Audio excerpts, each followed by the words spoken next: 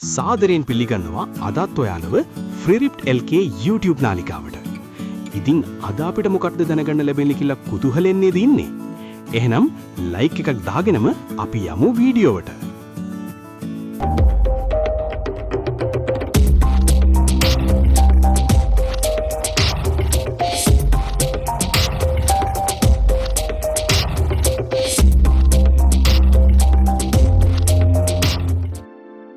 සාමාන්‍යයෙන් මේ පොතක එකම පිටුව 10 පාරක් විතර කියවෙනකොට හරි එහෙමත් නැත්නම් අර වැඩක් පටන් අරන් විනාඩි 5න් 5ට ෆෝන් එක බලනකොට හරි හිතෙන්නේ අපි මොකක් හරි ලොකු අවුලක් තියෙනවා කියලා නේද? ඔව් ඒක ගොඩාක් අයට හිතන දෙයක්. හැබැයි ඇත්තටම අද අපි මේ කරන ගැඹුරු විමර්ශනයේට පදනම් වෙච්ච පරිශ්‍රණ වලින් පැහැදිලි කරන්නේ ඒක අර පුද්ගලික අවුලක් නෙවෙයි අපේ මොලේ ක්‍රියාත්මක වෙන විදිහේ තියෙන ස්වභාවයක් කියලා. හරි. ඉතින් අද අපේ අරමුණ වෙන්නේ මේ මූලාශ්‍ර ඔස්සේ හොයලා බලන එක කොහොමද මේ මානසික ඒකාග්‍රතාවය, ඒ කියන්නේ ફોකස් එක 10 ගුණයකින් විතර වැඩි කරගන්නේ කියලා. මේක නිකම්ම න්‍යායක් නෙවෙයි. අර දෛනික ජීවිතයේ වැඩවලක, කාර්යාලයේ වැඩ කටයුතු වලද කොහොමද මේවා ප්‍රායෝගිකව පාවිච්චි කරන්නේ කියන එක. මුලින්ම අර කාලේ කළමනාකරණය කරන පොමඩෝරෝ ක්‍රමය ගැන කතා කළොත්. ඔව් පොමඩෝරෝ ක්‍රමය මේ මොලේ ස්වභාවය තමයි පැය ගණනාවක් එක දිගටම එකම දෙයකට අවධානය දීගෙන ඉන්න බැරිකම. ඒක හරියට අර වාහනයක රෝදයක් මඩේ හිර වෙලා දියෙද්දි රේස් කරනවා වගේ වැඩක්. තෙල් පිච්චෙනවා ඒත් ඉස්සරහට යන්නේ නැහැ. ඒක ඇත්ත.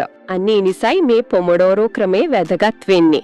ඒ කියන්නේ විනාඩි 25ක් එකම වැඩක් කරලා ඊට පස්සේ විනාඩි 5ක කෙටි විවේකයක් ගන්න එක.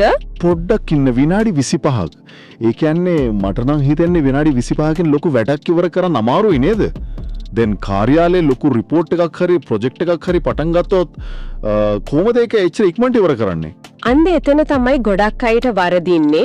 මේකෙදි අරමුණ අර විනාඩි 25න් මුළු වැඩේම ඉවර කරන එක නෙවෙයි, ඒ කාලය ඇතුළත උපරිම අවධානයෙන් ඒ කාර්යයේ එක කොටසක් විතරක් කරන එක. ඒ කියන්නේ මේක අර මැරතන් එකක් දුවනවට වඩා හරියට කෙටි දුර දිවිම් මාලාවක් කියන ස්ප්‍රින්ට්ස් වටේ දෙයක්. හරියටම හරි. අර විනාඩි 25න් පස්සේ ගන්න විනාඩි 5ක විවේකයේ නිසා මොළය අධිකව වෙහෙසෙන්නේ නැහැ. ඊළඟ විනාඩි 25ට යන්න මොළය ආයෙත් අඩුත් වෙනවා. ඒ කියන්නේ රිෆ්‍රෙෂ් වෙනවා. හරි. ඒක තීරෙනවා. හැබැයි ඔය කියන විනාඩි 25 උපරිමයෙන් පාවිච්චි කරන්න ගියාම එන ලොකුම ප්‍රශ්නේ තමයි මේ ස්මාර්ට්ෆෝන් එක. අපි තීරණය කරනවා වැඩේට බහින්න, ඒත් එකපාරටම ෆෝන් එකට නොටිෆිකේෂන් එකක් එනවා. අන්න එතනයි භයානකම තැන. එක නොටිෆිකේෂන් එකක් නිසා තත්තරයකට හරි අවධානය බිඳුනොත් නැවත ඒ අවධානය යථා තත්ත්වයට පත් කරගන්න විනාඩි 20කට වඩා වැඩි කාලයක් ගත වෙනවා කියලා මේ පර්යේෂණ වලින් පෙන්වදෙනවා. විනාඩි 20ක් අර තත්පරයකින් ආපු මැසේජ් එකක් බැලුවම කොහොමද එච්චර වෙලාවක් යන්නේ? ඔව් මේකට විද්‍යාවේ කියන්නේ attention residue එහෙමත් නැත්නම් අවධානයේ ශේෂය කියලා. ඒ කියන්නේ මොළයට එකවර වැඩ දෙකකට සම්පූර්ණයෙන් මාරු වෙන්න බෑ. ෆෝන් එක බැලුවම මොළයේ අවධානයෙන් කොටසක් අර මැසේජ් එකේම රැඳෙනවා. ඒ කියන්නේ මොලේ එක කොටසක් තාම අර මැසේජ් එකේ හිර වෙලා. ඔව් අනේ කැල්ල අයින් කරලා ආයෙත් පරණ රිපෝට් එකට මොළය ලෝඩ් කරගන්න තමයි ඔය විනාඩි 20ක් කියන්නේ. ඒ කියන්නේ අපි ඵලදායීතාවය නැති කරගන්නේ වැඩ කරන්නේ නැති නිසා නෙවෙයි, මේ වගේ පුංචි බාධා නිසා. එහෙනම් මේකට ප්‍රායෝගික විසඳුම තමයි අර විනාඩි 25 ඇතුළත ෆෝන් එකේ නොටිෆිකේෂන්ස් ඔෆ් කරලා තියෙන එක. එහෙමත් නැත්නම් ෆෝන් එක වෙන කාමරයක තියලා ඩිජිටල් විෂහරණයක්, ඒ කියන්නේ ඩිජිටල් ඩීටොක්ස් එකක් කරන එක. අනිවාර්යෙන්ම. හැබැයි දැන් ෆෝන් එක අයින් කරලා බාහිර බාධා නැවතුවා කියමුකෝ. අපි හිත ඇතුළෙන් එන බාධා කොහොමද නවත්තන්නේ? සමහර වෙලාවට වැඩේ කරන ගමම් ඊළඟට තියෙන මීටින් එක ගැන හිතලා ලොකු ආතතියක් එනවනේ. අන්නේ ආතතිය තමයි ඊළඟ සතුරා. ඒ වෙලාවට කරන්න තියෙන සරලම සහ ප්‍රායෝගිකම දේ තමයි වැඩේ පටන් ගන්න කලින් තත්පර කීපයක් ගැඹුරින් හුස්ම ගන්න එක. ගැඹුරින් හුස්ම ගන්නකොට මොළයට ලැබෙන ඔක්සිජන් ප්‍රමාණය වැඩි වෙලා ස්නායු පද්ධතිය සංසුන් වෙනවා. මනස සංසුන් වුණාම ඒකාග්‍රතාවය ඉබේම හැදෙනවා. ඔව් හරියටම. මට මේකට තව ප්‍රශ්නයක් එනවා. ඔය වගේ වෙලාවට ගොඩක් අය කරන්නේ ඉක්මනින් වැඩ ඉවර කරන්න ඕන නිසා එකපාර වැඩ ගොඩක් කරන එකනේ. අර ඊමේල් චෙක් කරන ගමන් අනිත් පැත්තෙන් ඔන්ලයින් මීටින් එකටත් සවන් දෙනවා. සමාජයේ මේකට মালටි ටාස්කින් කියනවනේ. ඒක ලොකු වෘත්තීය කුසලතාවයක් නේද? ඇත්තම කිව්වොත් ඒක මොලේ ශක්තිය විනාශ කරන ලොකුම මිත්‍යාවක්.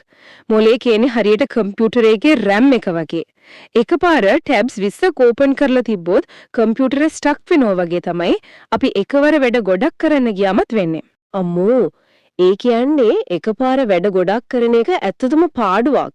ඕ අර ඊමේල් චෙක් කරන ගමන් මීටින් අහනවා වෙනුවට එකවර එක කාර්යයක් පමණක් කරන එකෙන් තමයි මොලේ ශක්තිය ඉතුරු වෙන්නේ.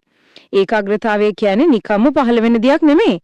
ඒක හරියට දිනෙන් දින පුහුණු කළ යුතු මාංශ පේශියක් වගේ. ඒ කියන්නේ අර විනාඩි 25න් 25ට වැඩ කරන පොමඩෝරෝ ක්‍රමය ෆෝන් එක ඈඩ් කරලා තියෙන එක ගැඹුරින් හුස්ම ගන්න එක සහ එක වෙලාවට එක වැඩක් විතරක් කරන එක නේද?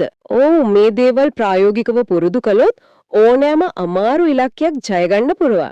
ඊකනම් මාරම වටිනවා. අපි මේ කතාව ආරම්භයේදීම කතා කළේ දවසම වැඩ කළත් මුකුත් උනේ නෑ වගේ දැනෙන එක ගැනනේ. ඉතින් මේ දේවල් එක මේ ගැනත් හිතලා බලන්න වටිනවා.